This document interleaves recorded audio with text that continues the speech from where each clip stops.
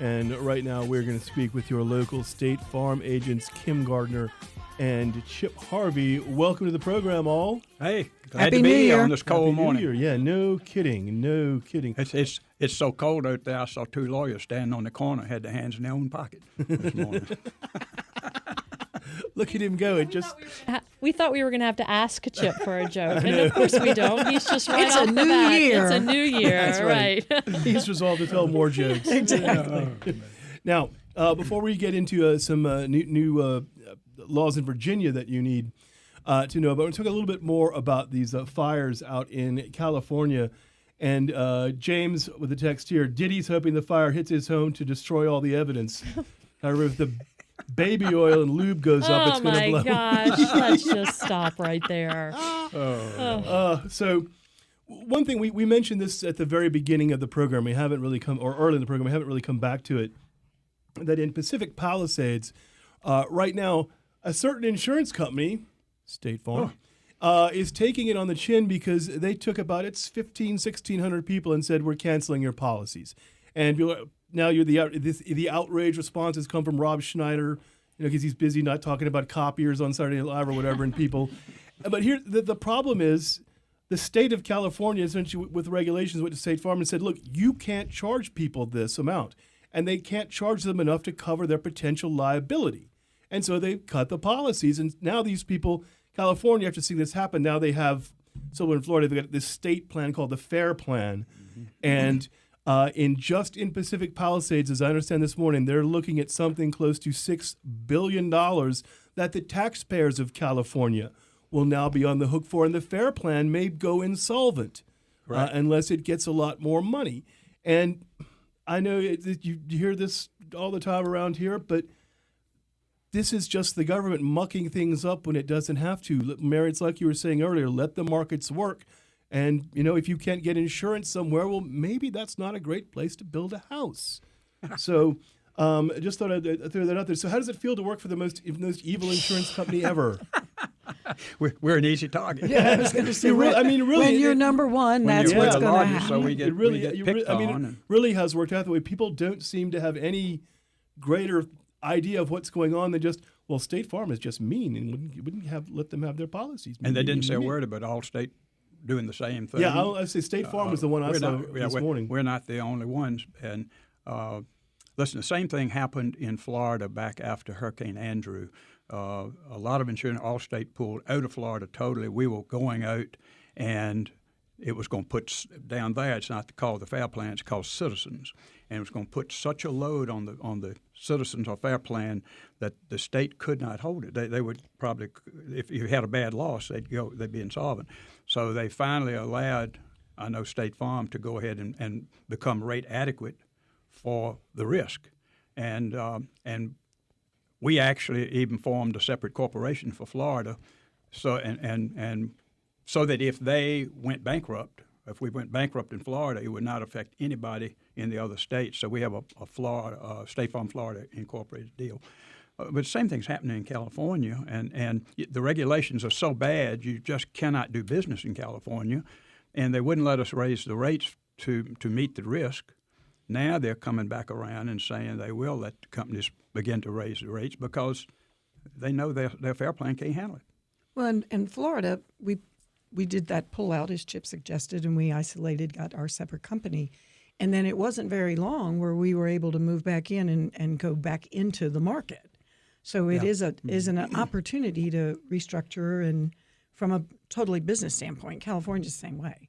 It's State Farm General. So people that are out there going, see, now I'm paying for everything that's happening in California. A lot of companies have isolated certain high volatile areas for purposes of that. Well, even look at other retail businesses that are pulling out and shutting down. I mean, it's not just insurance companies. The regulations in California are horrible. I mean, it's something we talk about with Carl Miller, how hard it is to put a subdivision in California. It took you 10 years, to put a shovel in the ground. That's exactly right. Yeah. Well, and so we're talking about like the requirements, right? The requirements the government places on, and that's kind of what we wanted to talk about with you guys, or you guys wanted to talk about today that folks need to know about, and that's the the change in the minimum liability limits on automobile insurance, and those are now in effect, right? Right. So Okay, so starting tell us about- January 1, tell us the about that. minimum liability limits that the state required was $30,000 per person, $60,000 for all people if you're injured, and 20,000 for property damage. So there's two things that are required: liability limits and then uninsured motorists. Those two coverages are required. So they moved them to 50 from 30 to 100 from 60 and 25 from 20. So everybody's policy that renews in January will renew at those higher limits. So your premium is going to go up. You need to call your insurance company. That could explain the reason why your premium went up, or there could also be a rate increase. But those who carry already, which they should carry, higher limits, that's not adequate to begin with. If you really should be carrying higher limits. So if you're already carrying 100, 300, 250, 500, et cetera, and $1 million umbrellas and et cetera, you're not going to see this because you're already above that. This is only going to affect those who were carrying the very basic bottom line minimum. So when people are calling for quotes, and we say, what are you looking for? They'll say, I want the minimum limits. And that's what's now changed. So actually, that's going to be good for those people who still require, well, I'm not going to take anything but the minimum. I mean, they're getting a much better position for protection than they had before. So it's one thing if you see something on TV or online, hey, get this, and we've got these cheapest rates. But if someone calls you and talks about this, do you tell them, look, what's your car worth? What do you think the other car is going to be worth if you hit somebody? This policy is just not going to cover it. Sure, and that's what you say to them. Here's what you're buying. This is the protection that it gives you. Is that going to be okay? Because if you hit a Mercedes, $20,000 doesn't go very far. You've got an attorney who advertises on this station that says cheapest is not necessarily the best. Everybody's concerned with the price, but if you're not being covered, I mean, you might as well throw the money out because it's going to come back and could affect all of your assets.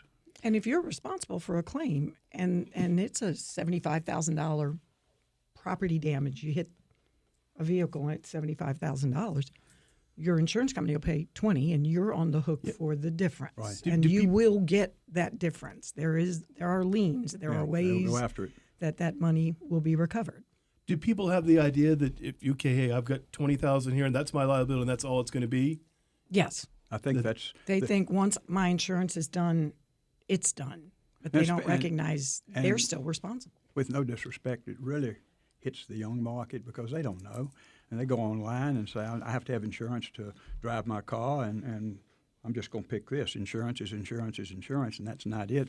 And we end up having to educate them when they call our office, or we see they've bought it online, it's assigned to us, to try to educate them that, yes, it does protect you with the law, but it does not give you the coverage you should have. We're speaking with local State Farm agents Kim Gardner and Chip Harvey. Let's take a break and come back. We'll talk more, continue telling folks about the change in the minimum liability limits for auto.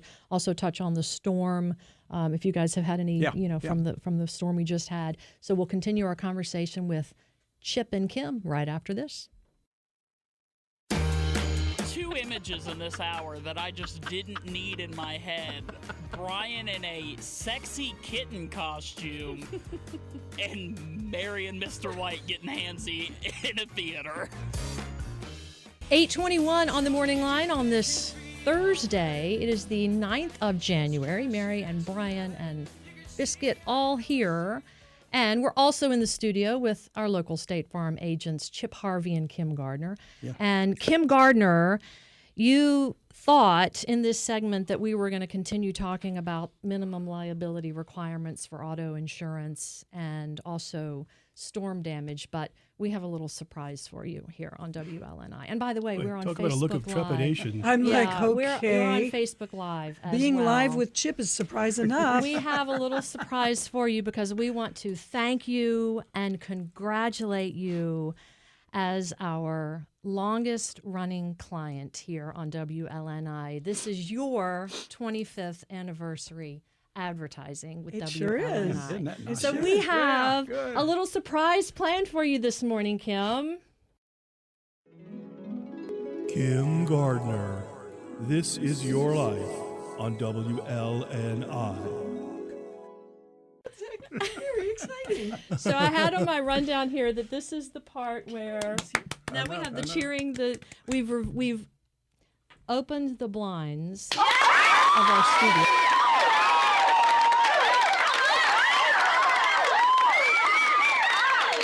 Husband, family, co-workers are gathered here in our green room. They were hidden from you until I pulled up the blinds. And so we are just thanking you again, 25 years with this little surprise of our partnership with you. And a lot of that is due to Rich Roth and his It's questionable all due to Rich Roth. his questionable driving habits. And he's coming into the studio now. But everybody wave at Kim. We're just so grateful to you being on board with us for 25 years. Thank you. And we have some other things planned as well. I had it on the rundown of how everything was going to go, and I said, and then Kim would cry, and now she's on the verge of tears. Yeah. So Kim, I don't see Rich yet. Maybe I can't. But tell us. The rumor is true, is it not? That if it had not been for Rich needing some emergency insurance, we might never have had you as a client. That's completely true. He walked into my office. I had just opened my agency. He said, "Do you have co-op money?" And I said, "Actually, I got to use it." And he said, "I got an idea." And Chip, you might move on over here with Tim and let Rich no, he come on didn't in need here. an SR22. But my underwriter did tell me, "Are you sure you want to do this?" And I said, "Yes, I think so." And then luckily he married Tricia, and things got a whole lot better. Until he ran into the back of that dump truck. We don't need to talk about While any texting. of those things. That's not true. False narrative. He has. But I said this in the things that you have interviewed me on. It was the best business decision I ever made, was to come here, and then we partnered with Chip, and it's totally the best business decision I ever Chip made. Harvey, you're not far behind, so you'll get yours too. But Rich, Kim remembers like it was yesterday. You remember it like it was yesterday too? Yeah, no doubt, because I remember the Y2K thing, and you guys remember back when we were in Madison Heights, what are we going to do with the computers, and the whole world's going to melt down, and it was right about that time that, It sure was. You jumped on board, and and I mean, 25 years is As a matter phenomenal. of fact, that very idea was one of the reasons she got the agency she got, because that agent was so concerned about Y2K that he wanted to get out of the business before year 2000. So it opened up that agency, and Kim came in and took it over. And then a couple years later, you dragged Chip into this thing? Yeah, it was a couple of years down the road. We decided we could do it together. Yeah. 25 years, and so we had the historian Wes, who keeps a notebook of every show. He couldn't be with us, unfortunately, but he sent along to Brian some of the highlights from Kim Gardner being on WLNI. Wait, Wes couldn't get airtime? I know. What are you going to do? Wait a second. Something's wrong. Sometimes people have to work. What can Oh, I say? I know what he's going to say. So, This is your life the on first, WLNI. yes, the first appearance in the official WLNI Historian Archives, December 12th, 2000. Kim was on with Rich, and here's what it just says they're building a fire. So are you guys building a fire in the studio? Is it a little cold in there that day? A little power out? I don't remember that. I do. It's Keep kinda like- going. Well, we've got okay. It's like come full circle. When we start here with you talking about fires, and then on your first There you appearance, go. were building Exactly. a fire. Well Yeah. done, Mary. Well Then done. February 2nd of 2001, she was on to sing the UNC fight song, and she sang a dirty word at the end. I did not. That had to be beeped out. I did not. By the And way, my that- son in the back seat of the car said, "Oh, Mom, you cuss." Yes, I still remember that. Well, speaking of that, though, we asked, we told Chip, he's in on this, Kim, and we said we want. You're in trouble too. Speaking of dirty words, he told us one of your favorite, or he's going to tell us at this point your favorite joke, and so we know we need to get the bleep button ready. So Chip, go ahead and tell the joke. For Christmas, this little boy got one of those little pull-along trains. You pull it with a cord, and it has a different cause. And he pulled it up in the kitchen by the refrigerator, and he proceeded to say, he's about 8 years old, and said, "Okay, all you want to get on, get on. All you get off, want to get off. The train's leaving the station in 5 minutes."